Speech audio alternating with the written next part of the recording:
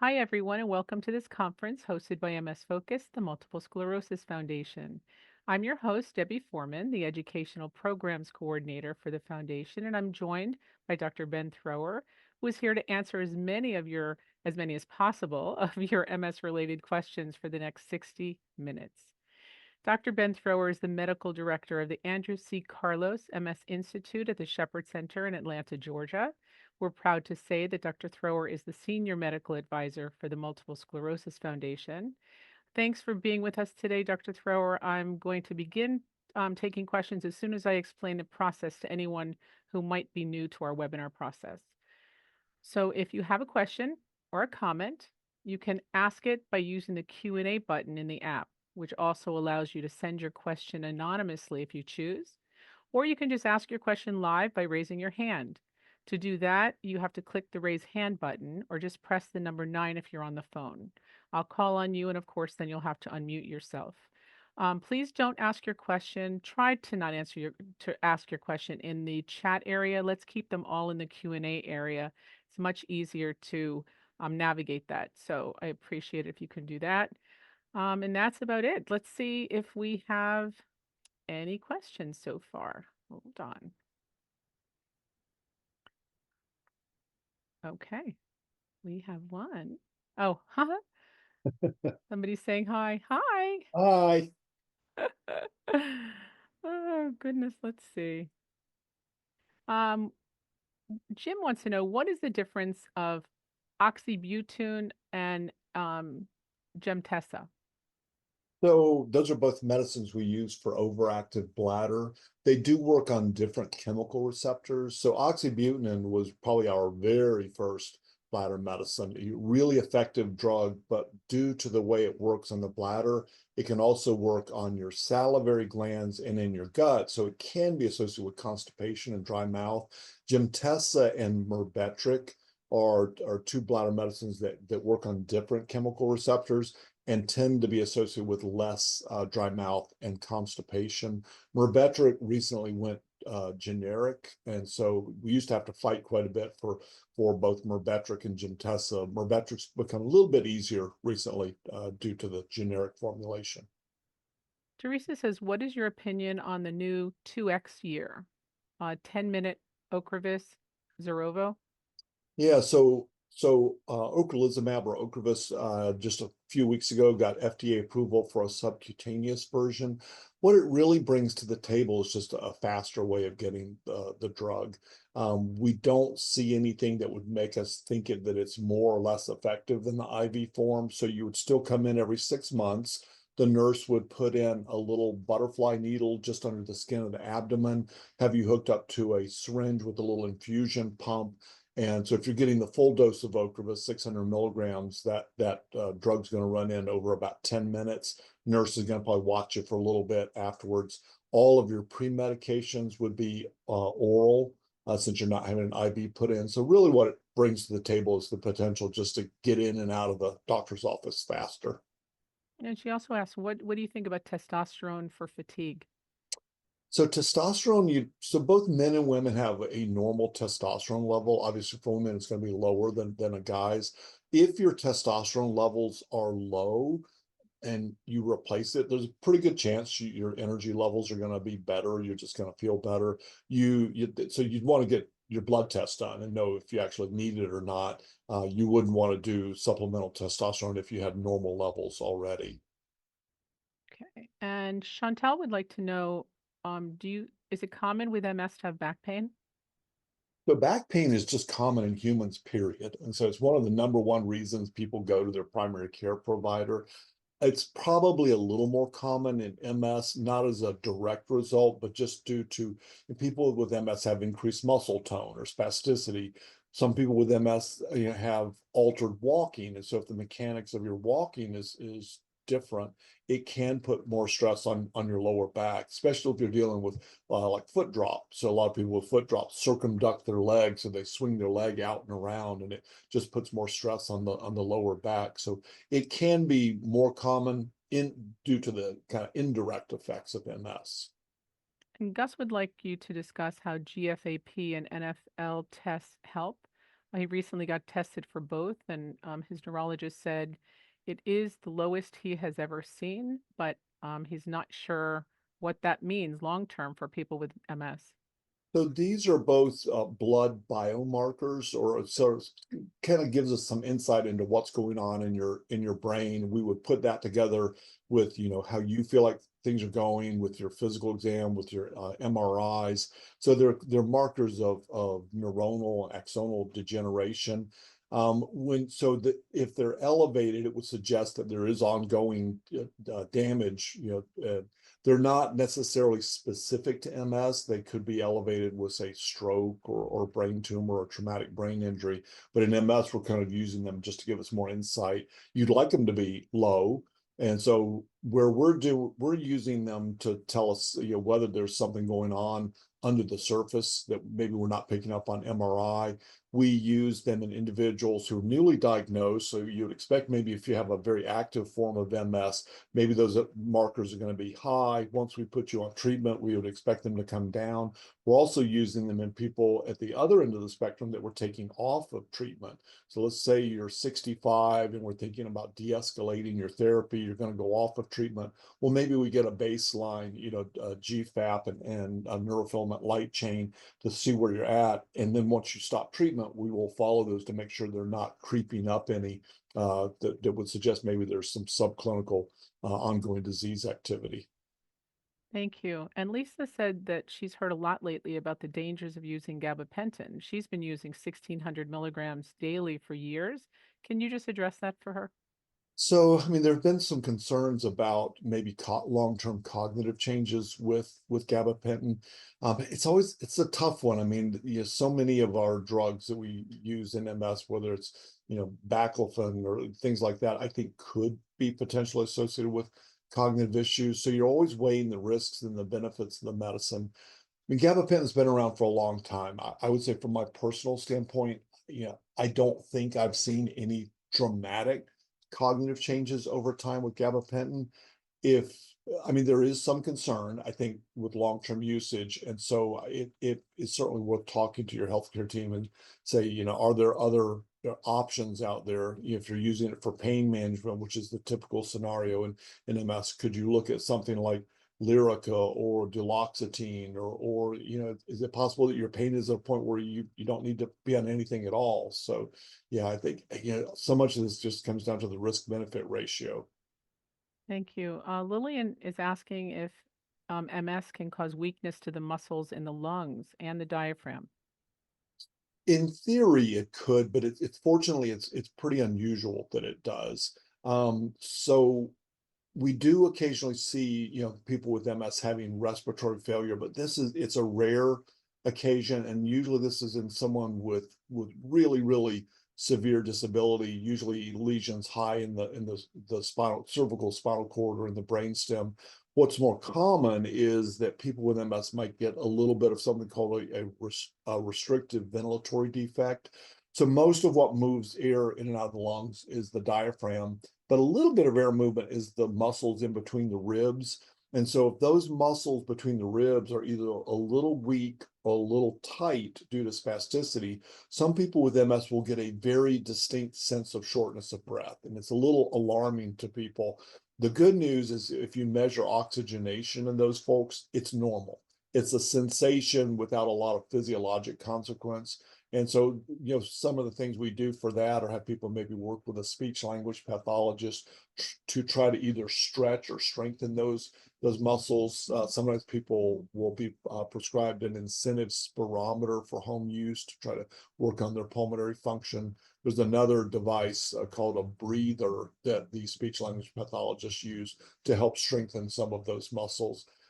We also, if someone's having respiratory symptoms, we don't want to automatically assume that it's your MS. We want to make sure that we've ruled out other potential causes and then kind of back into MS as being the explanation.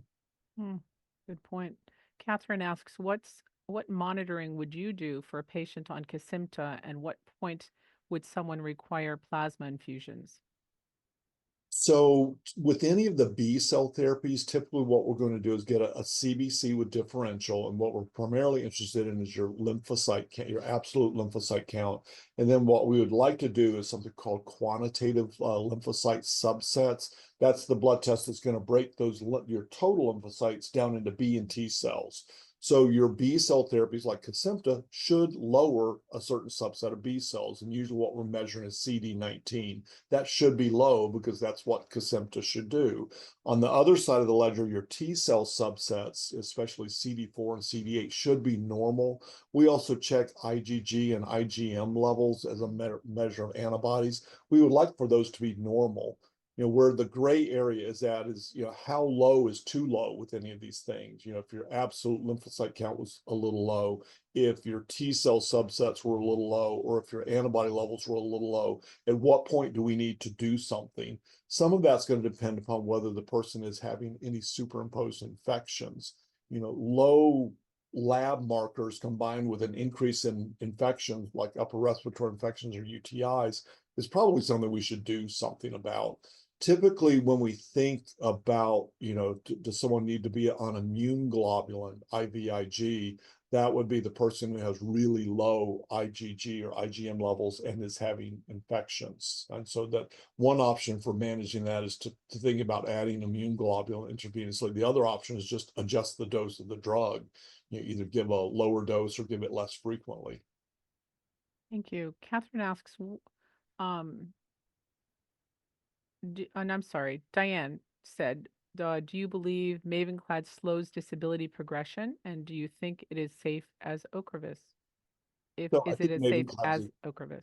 yeah, so when we look at highly effective therapies in MS, I would say our highly effective therapies would be natalizumab or Tysabri, any of your B cell therapies, and then Mavenclad. Um, Mavenclad is a very effective drug. It has been shown to slow progression of disability.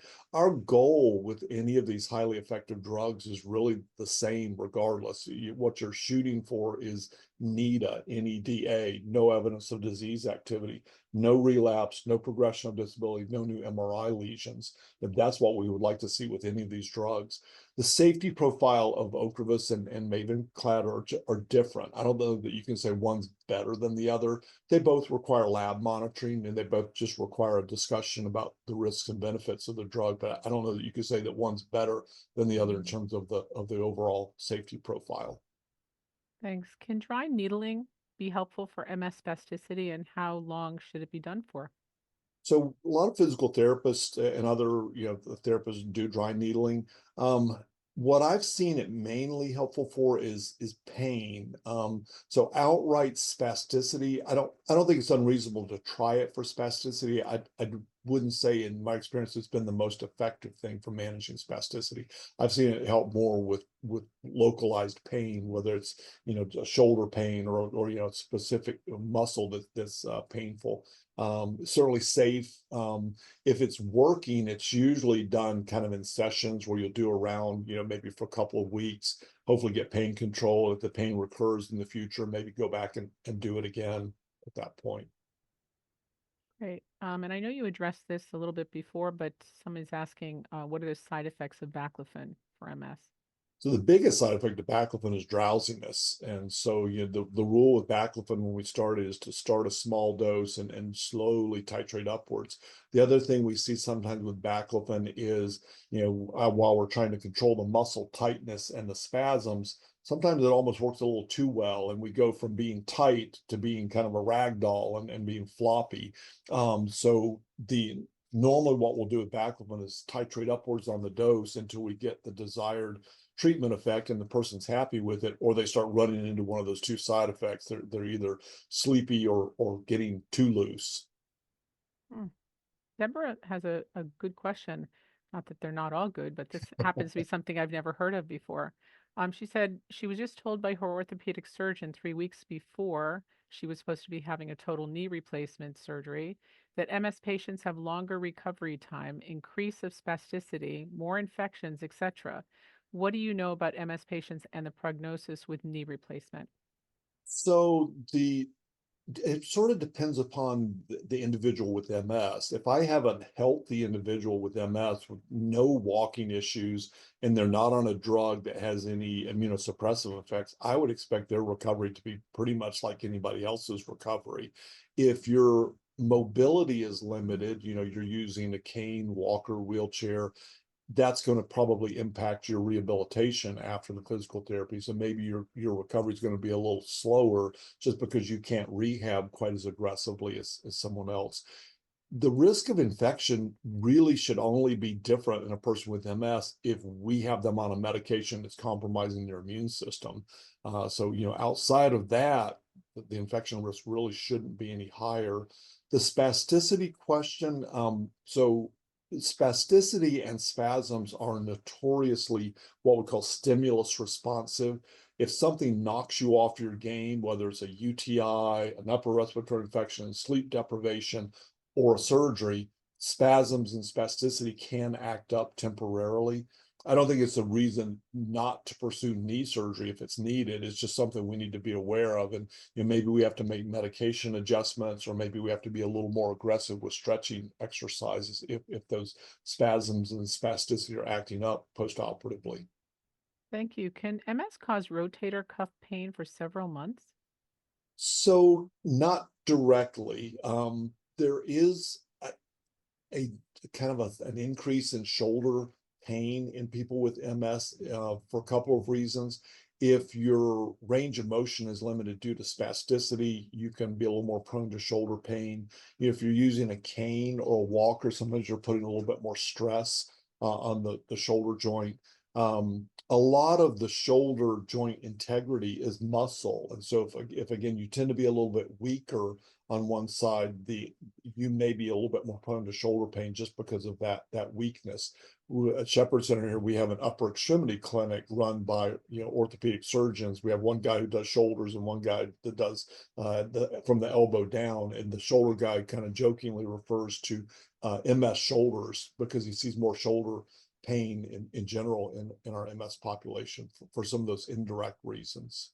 Hmm. There's somebody who said they've heard of MS causing many heart failures as it is a muscle. What do you think? So that muscle, so cardiac muscle is different from skeletal muscle. So most of what MS affects is skeletal muscle, arms, legs, face, facial muscles, or skeletal muscle. Cardiac muscle is different. So really there should not be a significantly higher risk of congestive heart failure or cardiac failure in a person with MS. There have been some studies that have suggested a slightly higher risk of just general cardiovascular disease, just the blockage in the blood vessels in the MS population. Not sure exactly why that would be. Maybe if people are a little more sedentary due to exercise challenges, that might be contributory. But generally, the MS does not affect the cardiac muscle directly. Okay. And Teresa wants everyone to know that MS gait causes an awful domino effect. Yeah, So, I yep. agree. And that's Hmm. why we're so aggressive with referring people with gait issues to physical therapists, because all that domino effect, all the bad things that can happen. Well, if we can kind of stop, improve that gait, we can prevent all those dominoes from falling. Yep. Karen says she's asking if you think all MS patients need to get a thoracic MRI. Diagnosed 4 years ago at age 61 with only brain and cervical spine MRI. She's on Kesimpta and have not had advancing symptoms. It's kind of a judgment call. We probably the MRI we do the least of is thoracic spine. It's the most technically challenging area of the spine to look at. It's smaller than your cervical cord. It's a little bit more prone to motion artifact. Sometimes we have individuals that clinically we know they have a thoracic spinal cord area of demyelination, and we never really see it on their thoracic MRI just due to the technical challenges. So I don't know that it's an absolute that you have to have that. We have a lot of individuals with MS who've never had a thoracic spine MRI. Sometimes we're doing thoracic spine MRIs not to confirm an MS lesion, but to rule out something else going on. It's not a common area for disc herniations, but it can happen. And so sometimes we're looking for other stuff other than MS in that region. Okay. Recently, someone said that they were, no, recently it was announced that actress Terry Garr died of multiple sclerosis. This person wants to know, how does someone actually die of MS? Yeah, that's always a tricky question because technically people don't die as a direct result of MS. You may die from secondary complications. If you had skin breakdown and you got an infection, if you had a urinary tract infection and you became septic, those would be sort of secondary complications. A lot of people with MS with more severe disability, I mean, can have these secondary complications. So I think it's a little misleading to say that they died as a direct result. Um, when you look at the way death certificates are done, sometimes doctors take the path of least resistance when they fill those out. If we know that the person died of natural causes and they had MS, I've seen death certificates filled out where they just put multiple sclerosis when it probably really wasn't a direct result. It was one of those secondary things. Hmm. How would you define mild MS and then highly active MS? So highly active MS, the person is having frequent relapses. And so, frequent is probably a little bit in the eye of the beholder. I would say, 4 relapses a year would put you towards that higher activity into the spectrum. Lots of active inflammation on MRI. So new lesions that are forming, enlarging lesions that are forming. Those are things that we think of when we think of highly active MS. Mild MS to me means that you have either minimal progression of disability. When I think of a person with mild MS, I think of the person who at age 90 looks back over their life and says, you know what? I had MS. It was kind of a nuisance. I had some weird things, but it really didn't impact my ability to do what I wanted to do in life. Thank you. Are some MSers using Medtronic bladder stimulation? Yeah. So there are two devices out there for bladder dysfunction. So there's the Medtronic or InterStim device, and then there's another competing company called Axonics. Looks like they're very, very similar. I haven't gotten a strong feeling from the urologist that there's a strong preference for one versus the other. Um, Typically, used in people that have failed kind of conservative treatment, maybe medications, Botox, things like that. There is a trial unit that can be done before you commit to having one of these devices put in, so that you kind of know what you're getting before they actually put the permanent device in. Hmm. Can you speak to psoriasis exacerbation in relationship to Ocrevus versus other DMTs? Because this person's been a lifelong psoriasis patient, is now 68 and on Ocrevus. And can you So, I speak mean, to the relationship? psoriasis is autoimmune, just like MS can, and so typically, we wouldn't think a B cell therapy would exacerbate psoriasis. Um, Everyone is different though, and how one person's immune system, responds to a given immune therapy may be different from someone else's. So I wouldn't say it's impossible that psoriasis could flare in a given individual. On the other hand, if you look at the fumarate class of drugs, so Tecfidera, dimethyl fumarate, there's Vumerity, the Bifiratam are all in that oral class of drugs called fumarates. Those drugs got their origins in treating psoriasis. So when we put someone with psoriasis on one of those drugs, we expect their psoriasis to get better because that's where those drugs were originally used. So a lot of, with things like B cell therapies and psoriasis, there can be a little bit of trial and error to see what effect it would have. We do have individuals with really severe psoriasis that end up on drugs like Stelara for psoriasis. So that drug's not FDA approved for MS, but when you look at its mechanism of action, so it works on called Th17 cells, or IL-17 is the chemical that those cells produce. Well, that we think that cell line plays a role in multiple sclerosis, and even though Stelara is not approved for MS, a lot of times we'll just give people a chance to see, does the Stelara actually serve as their MS therapy as well, just in the interest of trying to keep them on as few medicines as possible. Thank you. Trisha's been on Betaseron since 1993. She's 56 years old. She wants to know what your thoughts are on discontinuing the medication. Yeah, so she's one of the original people, and we have folks like that too that have been on one of the platform therapies forever and are doing fine with it. And as we get older, then the question comes up: can I safely stop or de-escalate that drug? So there has been, there's a lot of interest in this topic. There was a study I think we've mentioned. I know Sherry has talked quite a bit about it, called Disco MS or Discontinuation MS, that has looked at this. My feeling is, I for sure start having this conversation with people at about age 60. I think 56, yeah, there were 55 and up folks in the disco MS study. If someone's been stable as a rock, for years and they're 56, I'm comfortable having that discussion about the risks and benefits of staying on versus coming off of therapy.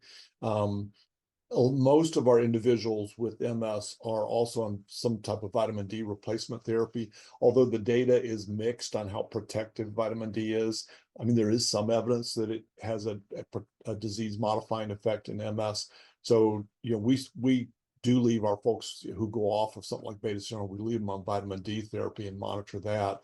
This is one of those areas where we're using the neurofilament light chain, get a baseline level with blood testing before the person stops the beta serum, and then maybe check it on a yearly basis to make sure it's not creeping up in an alarming way.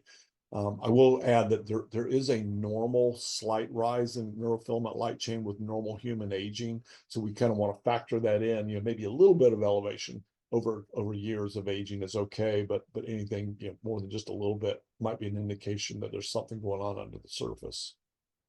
Thank you. Um, this person was diagnosed in 2020, started Tisabri 17 months ago. Last relapse was 2020 while on Rituxan. Their neurologist is changing their meds to every 6 weeks to see how well they tolerate it. Um, and and she requested this. She said this person is saying that they're tired of monthly infusions. Does anyone ever get off DMTs and do well? Yeah, so again, with age, I mean, the expectation is that at some point you will come off of your DMT, and the question is when, and again, we're starting to have that discussion, 55, 60 in that ballpark. Um, the the idea of doing Tysabri every 6 weeks versus 4 weeks is called extended interval dosing, and there's pretty good data to say most people get just as much benefit with 6 weeks as they do with 4 weeks, and it certainly saves you having to go in as frequently. One of the other reasons that sometimes people will look at 6 week dosing is if their JC virus antibody index is starting to creep up into a range that might suggest there's some PML risk. There is data that shows that if we go from 4 weeks to 6 weeks, we do lower the PML risk in individuals with those higher JC virus antibody index numbers.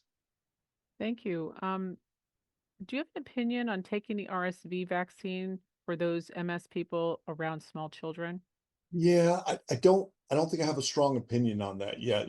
My wife's a pediatrician. RSV has been something they talk about, obviously, in infants because it's a huge deal. I mean, these infants get very sick. It's not something that we really thought of much in adults, that cause much illness.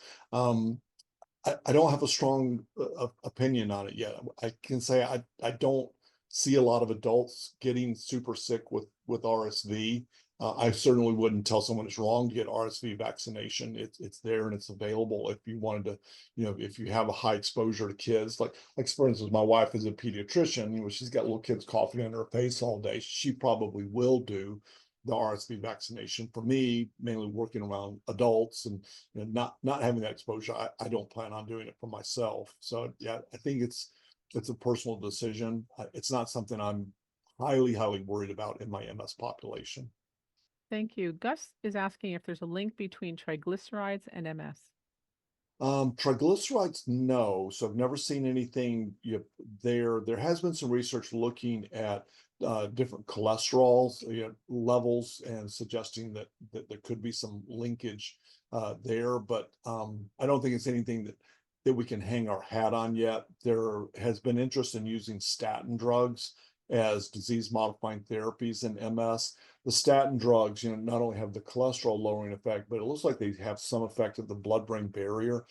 So far, there was just a study that came out on simvastatin in progressive MS, and it was a negative trial. So after some initial excitement, I don't think we have anything that would say we should be recommending statins as MS therapies. I think people with MS can, if their primary care doc thinks they need to be on a statin for cardiovascular or cerebrovascular issues, that I think that's fine. But yeah, I don't think we've quite can say anything smart enough about using them for MS therapies yet.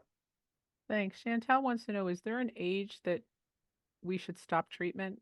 She was told 65. Yeah, again, the Disco MS study did go as low as 55. I think before we had that, I was usually starting to have discussion with people at 60, 65. There's a lot of just personal discretion involved in that. This is, I think, an area where shared decision making is going to be crucial. If you're on a disease modifying therapy and you're 70 and you feel like you're doing fine, that whatever therapy you're on is not harming your health, if it's not any big financial hardship, and if you are really worried about how you would do off that therapy, I don't think there's anything to say that you must go off therapy. Yeah, I'm fine with leaving people on if they feel really strongly about it. So yeah, there's a lot of variability in when that discussion starts. Again, I've had it as young as 55 and certain individuals who are just stable. And I have 80-year-olds who are still on disease modifying therapies. So someone's saying that they started Kesimpta after diagnosis last spring to find their immune system is much weaker than normal. They have had a sinus chest cold for 2 months and get repeated UTIs. Is this normal? Do I need to change my meds? Yeah, so I mean, the risk of infections with all of the B cell therapies, is higher. That is one of the risks of the drugs, and so if there's been a definite increase in infections, I think that is a discussion that needs to be had with the healthcare team. The beauty is we have lots of treatment options out there, and so we're not stuck with any given one. So if there is an increase in infections with Kesimpta, I probably would at least think about moving to a non-B cell therapy. Okay. Do lesions on cervical spines cause mobility issues? Pretty typically they do. So you think about your spinal cord, it's about the diameter of a quarter or a little bit less, and every bit of sensory and motor information to your extremities is going through that pretty small area. So whereas you put a small area of demyelination in the brain and maybe you don't have any symptoms from it, you put it in the spinal cord, pretty good chance you're going to have some symptoms from it, and one of the symptoms might be walking issues. Hmm.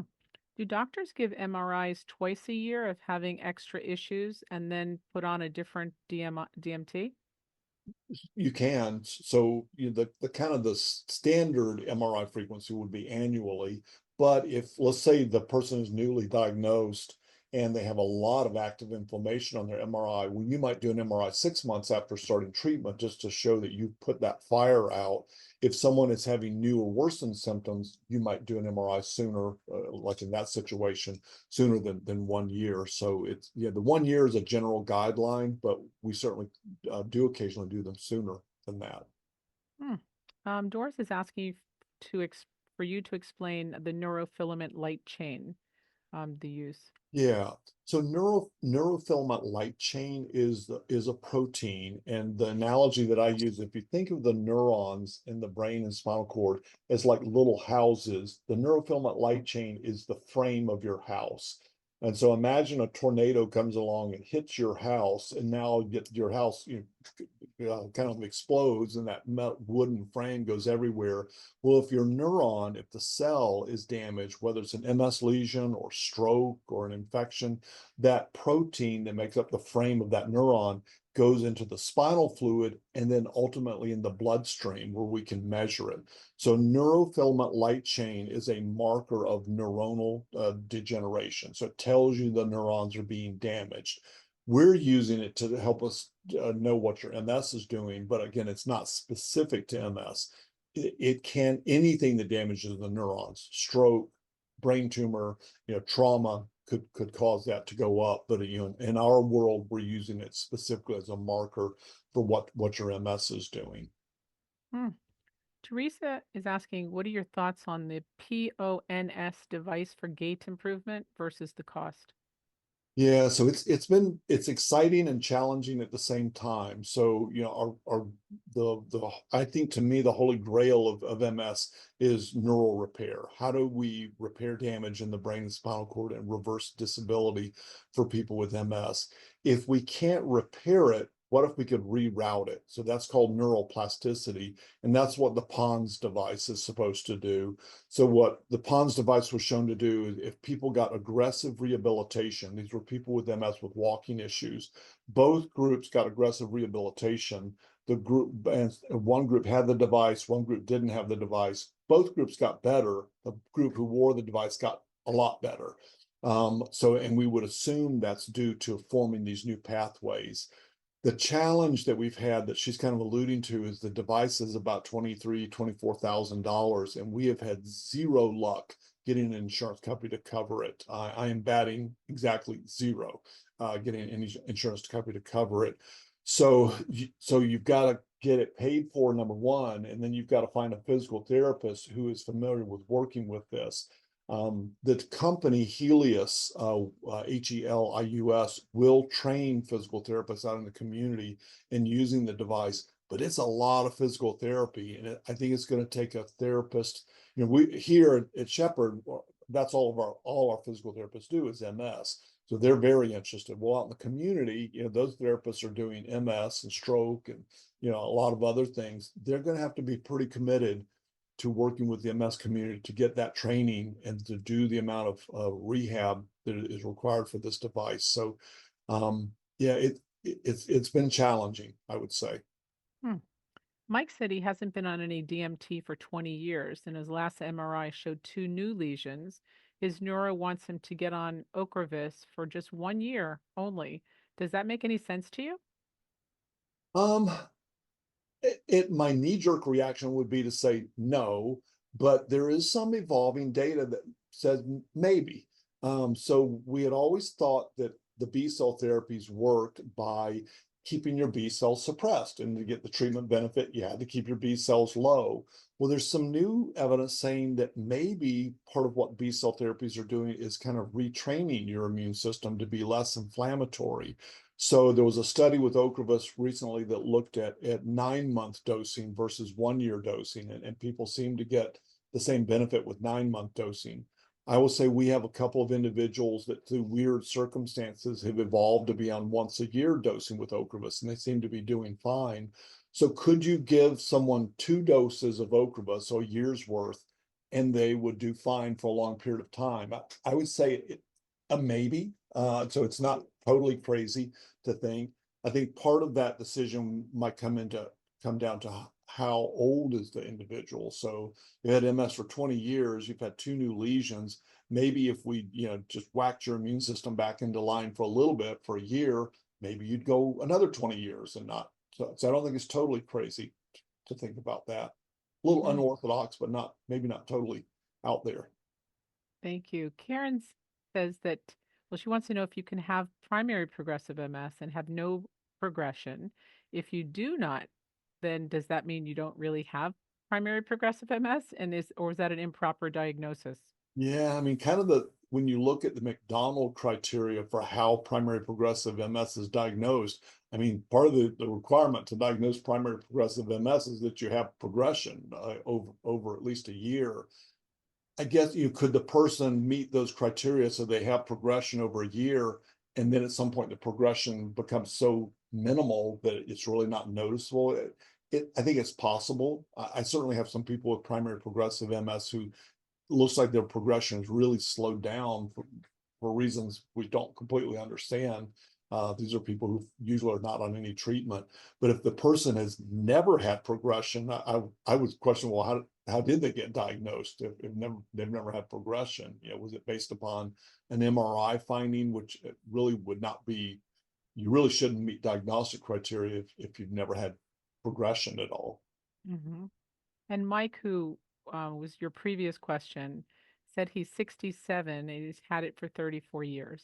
Yeah, I mean, I don't So, think the 1 year idea is totally crazy. A lot of people are kind of using Mavenclad the same way. So, Mavenclad's our oral drug. You take, one course now, you take another oral course a year later, and then that's it, you're done. And the thought is that you are resetting the immune system, and that, that's going to give you coverage for long periods of time. and Jen says that she can't remember the name of it, but could there be a certain level in my blood that is low where I might have to discontinue using Ocrevus? Yeah, it's going to be one of three things. It's either going to be the absolute lymphocyte count, one of the T cell subsets, CD4 or CD8, or it's going to be one of the antibodies, either IgG or IgM. Most commonly, it's going to be the IgG or IgM levels have gotten low enough that it's starting to concern somebody. And this person says that they have a lot of lower back pain and tingling lower legs. They saw spond spondylosis. Uh-huh. Forgive me, I'm so bad at these names. On their MRI, and that can this be causing their pain? And what's the treatment for that? So spondylosis is just sort of calcification, either affecting the spinal canal where the nerve roots run, or the holes, the neural foramen, where those nerve roots exit the spinal canal. So I would say that just having spondylosis by itself, you kind of want to look at the bigger picture. So any adult over the age of, I would say, 30, it's pretty rare that we see a normal MRI of the lumbar spine. Most of us have Mhm. some degenerative wear and tear in our cervical and lumbar spine. It's just part of being human. So the question is, how bad is it? And is it actually compromising the spinal canal or the neural foramen? So yes, if the spondylosis is bad enough and it's narrowing that canal or the holes that the nerve roots run through, it could cause weakness or tingling in the legs. Low back pain, it certainly can be due to the spondylosis or the bone spurs. There's a lot of other stuff in the lower back that can generate pain. So the muscles, the ligament support structures, so those things are capable of generating pain as well. And we don't image those, as well with MRI as we do the nerve roots and the structures that might compromise the nerve roots. Lisa says, or is asking to please explain CAR T therapy. Are we close to using it, and what level of MS does it help? So CAR T is something that's been used in cancer management. It's sort of a way of reprogramming your own T cells. Your T cells are sort of taken out through blood draw and then kind of reprogrammed in the laboratory to do something different. Either attack something or be attacked themselves. Um, there are early studies in multiple sclerosis. I think it's likely that we'll look at it across the whole spectrum of MS, from primary progressive to secondary progressive to relapsing forms of MS. And it's certainly exciting. I think it's too early to know for sure. Is it going to be a big thing or not a thing at all? The idea of reprogramming the immune system, is not brand new. CAR T is just one of those mechanisms. We were doing studies years ago where we were looking at isolating the inflammatory T cells from a person with MS and actually weakening them in the laboratory, attenuating them, cloning those, make a whole bunch of them, weaken them, and then give that back to you as a subcutaneous injection in hopes that your immune system would recognize your own bad T cells as being bad guys and basically you were vaccinating yourself against your MS so that it was about as customized a therapy as you could get. It sounded awesome. Unfortunately, it didn't pan out in real life, but the idea of kind of using your own immune system to kind of fight the problem, I think is really appealing. Hmm, really cool information. Is biotin safe to take with any autoimmune disease? This person's heard that it's not good. Yeah, so biotin has been studied in MS, and there were little glimmers of positivity. I think there I'm not sold on it yet. I don't think that it is outright dangerous for a person with autoimmune disease. if you're using it at the normal doses that, an over-the-counter supplement, someone's trying to, have better hair or nails, which is a, common reason people might start it. I think at the normal over-the-counter doses, I don't see any big risk to it. You do need to know at higher doses, biotin can interfere with some lab tests, specifically some of the lab tests that are used in the emergency room to help determine whether you've had a heart attack or not. So we just need to, if you're on doses of biotin and you go to the emergency room for something, be sure to let them know you're on biotin. Mm, good to know. Summer's asking, could you please share your thoughts on the Ocrevus Zunovo injection as compared to the infusion? Yeah, so I think we talked about that a little bit earlier. So I look at it as mainly a convenience issue. If you've got a busy life and you need to get out of that infusion room faster, that is one way to do that. Again, it looks like it knocks the B cells down just as effectively as the IV form. There's a funny thing in just a little side discussion. So a lot of times when new drugs come out now, there's the expectation that it's going to be immediately available, at your doctor's office, the infusion centers. Life has gotten more complicated these days. So because these drugs are so expensive, a lot of times the drug gets approved. Well, now the hospital financial people have to go through each insurance carrier to make sure that insurance carrier has it on their formulary and that they're going to pay for it. And that may take up to 6 months after the drug is FDA approved. Now, with the electronic medical records, we also have to build a template to actually order the drug. So now we've got IT people involved.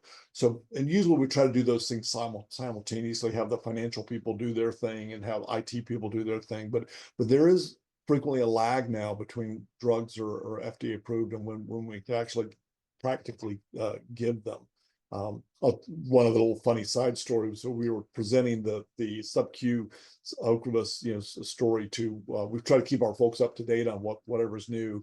And I was telling one of our young moms that we had this potential, this newer, faster form of Ocrevus that she could get out, in a much shorter period of time. She said, "Absolutely not. That's a horrible idea. This is my break from my kids. I can sit here and be on my phone. I can take a nap. Nobody can bother me." She goes, "If you could do a 15-hour infusion, please do. Just it's my quiet time." So I never thought of it from that angle. Like, oh, so not faster may Ah, not always be better for some people. very funny.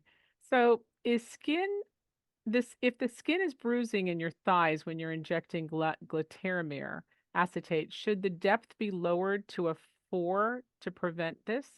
It you're gonna have to play with it and see. So I think if I'm not mistaken, the maximum depth on those auto injectors is either 6 or 8 millimeters. Sometimes if you get it deeper, you are going to have less bruising. And it may be that the leakage of the blood is just so far down that you're not able to see it anymore. Whereas, so you may be bruising either way, that you just may be able to better appreciate it with a shallower injection.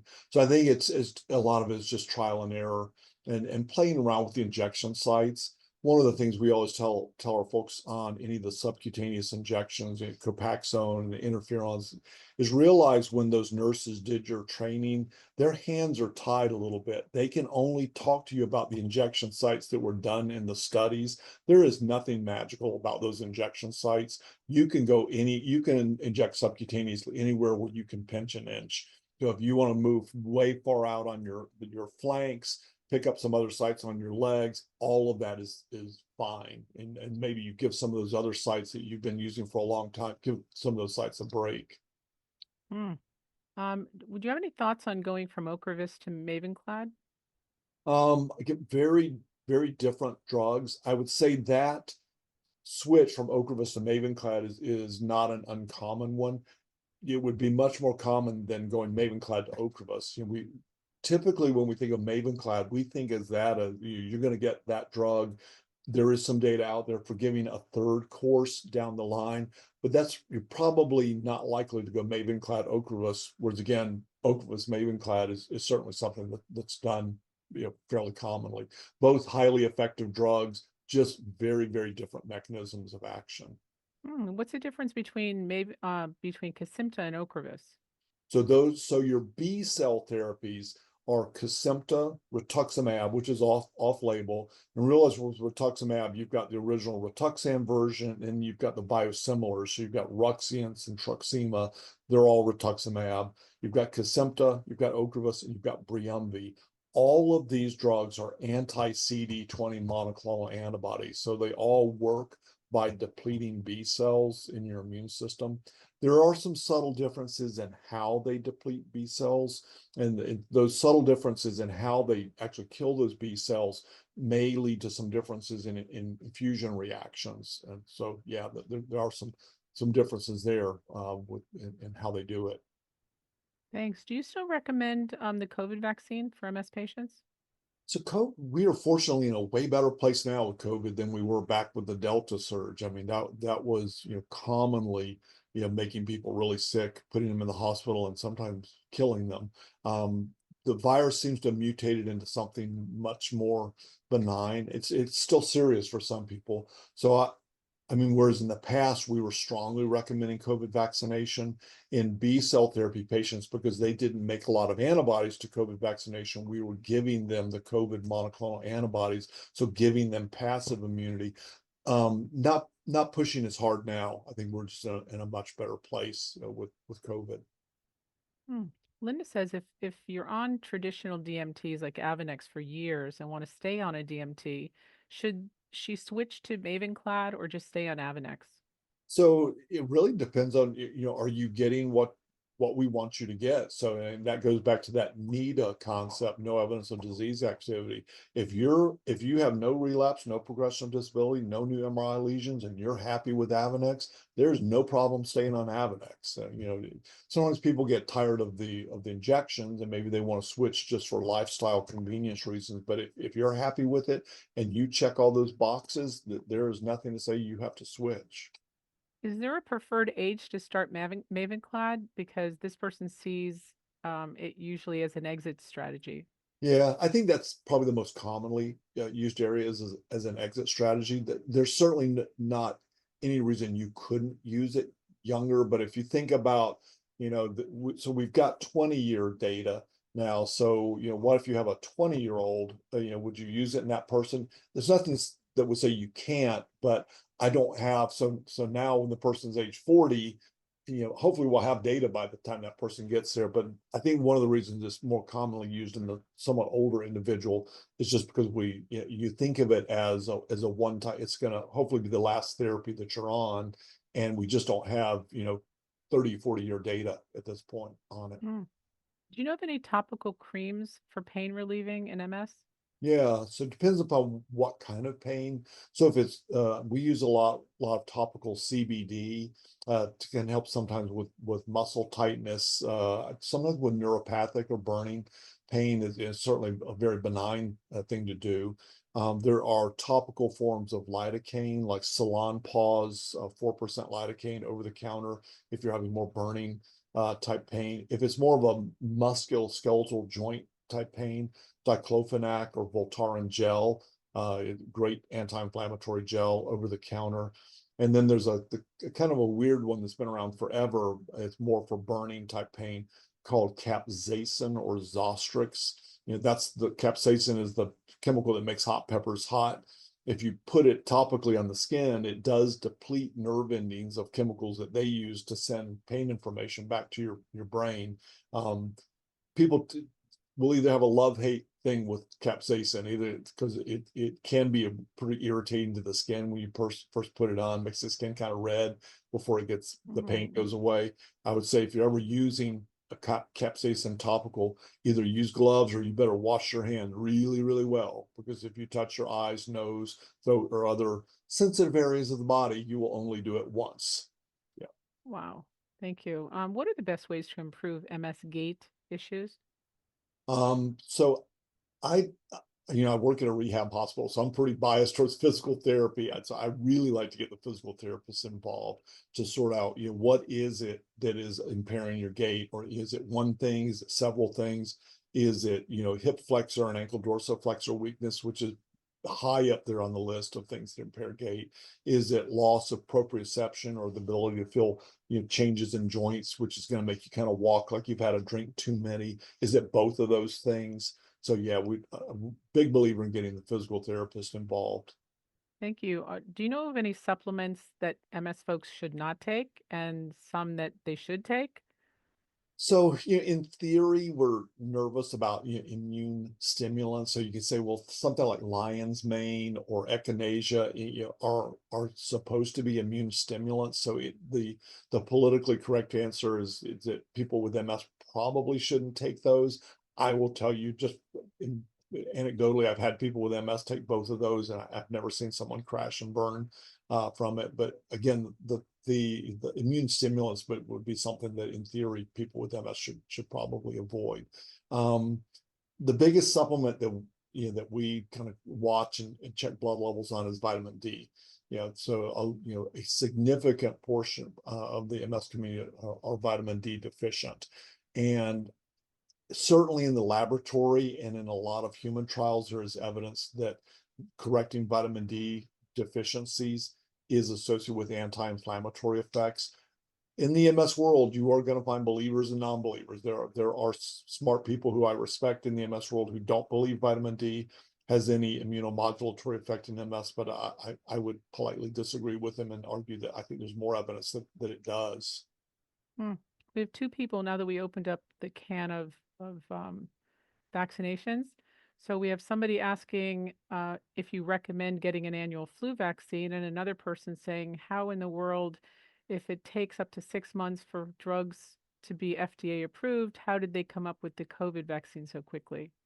Yeah, so I think the COVID vaccine was a very unique situation in that because of the public health emergency, so we had everything was expedited. So, for instance, telehealth rules were changed due to the COVID pandemic. The COVID vaccine was expedited due to the public health threat. So it did not go through the usual channels of how long things take, and it gets very political when people start talking about that. There are folks who say, well, it should have had more safety testing, and the others say, well, no, people were dying and we needed something quickly. And so yeah, there are procedures within the FDA to drastically expedite that process, and so we didn't have to worry about who was paying for it because the government was paying for it. So the vaccines were given out to different pharmacies and hospitals, and then given to patients free of charge. So we didn't have to go through the usual financial stuff of getting that. And I can't remember what the first part of that. The annual flu vaccine, do you recommend it? Yeah. So I think for most people we would. I mean, flu still kills people. I mean, there is a certain death rate from influenza every year. So I think for most individuals, it's probably a good idea to get a flu shot each year. Again, if you're on a B cell therapy, you're probably not going to make as much of an antibody response to flu vaccination. So, we have to acknowledge that someone on a B cell therapy is not going to get as much benefit. When we get vaccinated, we make both an antibody response and a T cell response. So the B cell therapies don't affect the T cell response to vaccination. So you're still going to get something. You're just not going to get as much of an antibody response to your vaccination if you're on a B cell therapy. Thank you. Would you say that if you have foot drop, that's something caused by a lesion that occurs on the spine? But almost certainly it would. So if you have gait issues with MS, it's almost certainly coming from a spinal cord lesion. That's not to say the brain doesn't play a role. I mean, certainly you can have weakness from brain lesions. You can have issues with executing movement from brain lesions, but most people who have gait issues, including foot drop, are going to have some demyelination in the spinal cord. Thanks. Any update on the use of alpha lipoic acid? No new studies that I've seen on that. And I think the one that's out there is a few years old at this point. Hmm. Is there anything new on repairing myelin? I mean, lots of stuff going on. So there are always studies. So we have 3 studies going on here, looking at myelin repair. Um, the National MS Society, who is a large funder of research in MS, certainly dedicates a lot of research dollars towards neural repair. So you've got all the stuff going on in the MS world, and then you've got the stuff going on in the non-MS world. So Mhm. what the spinal cord injury researchers want for that patient population is may have direct benefit to what we want. So I am hopeful that it will happen. It feels like we're getting a little closer and a little closer. Whether it's mesenchymal stem cells or some of the oral agents that are being looked at, small molecules that might play a role in remyelination. I do think it will happen. Mm. Can you take too much vitamin D? Yes, you can.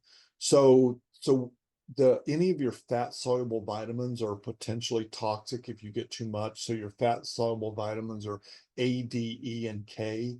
If you get too high of vitamin D levels over long periods of time, you can deposit calcium in places that you don't want to deposit calcium, like your kidneys. So you could have a risk of kidney stones. You can also deposit calcium in your coronary arteries and actually have a higher risk of heart disease. So, we don't recommend megadosing vitamin D blindly. We like to do the blood test, know where your levels are at. So generally, where most of the MS trials have shown benefit with vitamin D is with levels above 50. So I tell our folks that, yeah, I like to see levels usually in the 50 to 80 range, which is in the kind of the moderate to higher normal range. If you start running much above 80, probably going to back off a little bit. Is there any other vitamins that you would recommend for people with MS I'm specifically? really, again, you can talk about a lot of different things. I mean, you can find, some animal studies of things like turmeric that has, antioxidant, maybe anti-inflammatory effects. Um, if you have a reasonable diet, I mean, most Americans are probably getting the vitamins that they need. If someone wants to take a multivitamin, with iron for women, without iron for guys, I don't see any harm in doing that. I would recommend people take a look at the books by Dr. Alan Bowling also.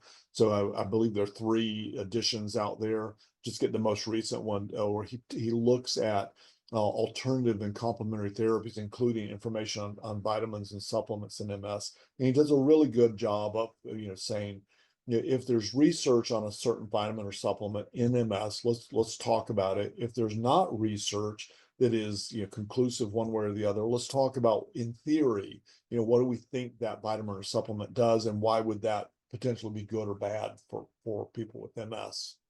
Hmm. Thank you. We're going to take one more question. What causes those horrible lumps from Copaxone injections? They end up turning so hard and never go away. No, they know that it's just a side effect, but their PT couldn't even break them up. Yeah, and So, so any of our old platform therapies, interferons and Copaxone or glutamer, have been associated with those hard lumps over time. It's probably a sort of a combination of maybe a little bit of what we call fibrosis, fibrotic tissue, and or a little bit of calcification. They do get hard and lumpy, and they're yeah. I've not seen any way of necessarily getting rid of those. Again, I think that's where you need to be creative with your injection sites. Try to stay away from those if you can, just because the resistance gets pretty tough to inject into those. The other thing we see with Copaxone is the lipoatrophy or the divots. So kind of the opposite of a lump. The fat cells actually shrink at some of the injection sites, and so you get this little divot in the skin. Nothing dangerous. It's just cosmetically bothersome to some people. And so again, we just have people kind of stay away from those sites. thank you. We have a lot of great questions left. I'm hoping they'll either save them for you or when Dr. Boster is on, they'll ask him those questions. And save it for next month with you. But that does bring us to the end of our time. If you've missed any part of this conference, it has been recorded and it will be available through the MS Focus Facebook and YouTube channels. Please reply to your registration email for information on how to access the recordings or just sign up for our newsletter to learn about how the upcoming events are going to work. Also, you'll be receiving a short survey. We recommend that you fill that out. It's only going to take you a second because that's going to tell us what's the most meaningful to you and if these programs are working for you or if you'd like something else. So our next teleconference is going to be tomorrow, believe it or not, May 17th at 6 o'clock p.m. Eastern. And our guest speaker is Dr. Farron Briggs. He's going to be discussing MS research. He's going to explain that. So It should be really good. We've heard wonderful things about him, and our sincere thanks to all of our attendees for your participation. A lot of thank yous came out today that I didn't tell Oh, you, Dr. Thrower, but a lot of people were very grateful for your help. well, thank Um, you to you and to everyone else at MS Focus, and thank you for thank you. everyone joining in. That this is something I really like doing, and we're happy to help out. Yeah, it is great. We know you have a busy schedule, so we appreciate that you do this for us every month. Um, so that's it. I would say goodbye to everyone. Have a wonderful night or afternoon, depending on your time zone. And we look forward to seeing you maybe tomorrow if you can make it with us. Have a great night.